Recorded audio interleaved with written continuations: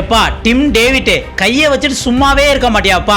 அதுவும் மும்பை இந்தியன்ஸ் கூட விளையாடல மட்டும் ஏதாவது ஒரு சிக்கல்ல மாட்டிக்கிட்டு இப்ப பயங்கரமான வார்னிங். அடுத்து இத மாதிரி ஏதாவது செஞ்சோம்னா அடுத்த மேட்ச் கண்டிப்பா உன்னை பேன் பண்ணிடுவோம் அப்படின்ட்டு வந்து கடுமையான வார்னிங் கொடுத்திருக்காங்க. அது என்ன அப்படின்னு பாத்தீங்க அப்படின்னா, கடைசியா மும்பை இந்தியன்ஸ் கூட வந்து லாஸ்ட் ஓவர்ல செம த்ரில்லிங்கான ஆர்சிபி வின் பண்ணாங்க. அந்த இடத்துல டிம் டேவிட்டுக்கு என்ன கோபம்னே தெரியல.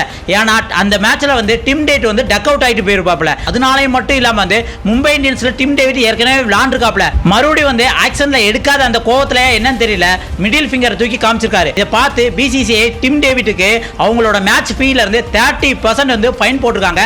அது மட்டும் இல்லாம 2 டிமெரிட் பாயிண்ட்டும் கொடுத்திருக்காங்க. இதே மாதிரி அடுத்த தடவை பண்ணீங்கன்னா அடுத்த ஒரு மேட்ச்ல கண்டிப்பா பேன் பண்ணிரும் அப்படின்ட்டு கடுமையான வார்னிங் கொடுத்திருக்காங்க. இது மட்டும் இல்லாம வந்து ஆர்சிபியோட கோச் ஆண்டி ஃபிளவர் அம்பையர் கிட்ட கடுமையான வாக்குவாதம் பண்ணதுனால அவருக்கு ஒரு 15% வந்து ஃபைன் போட்டிருக்காங்க. இதனால டிம் டேவிட் எப்ப பார்த்தாலும் மும்பை இந்தியன்ஸ் மேட்ச் வரையில மட்டும் வந்து எதையாவது ஒன்று பண்ணி சர்ச்சையில மாட்டிக்கிறாரு அப்படின்னு தான் சொல்ல முடியும்.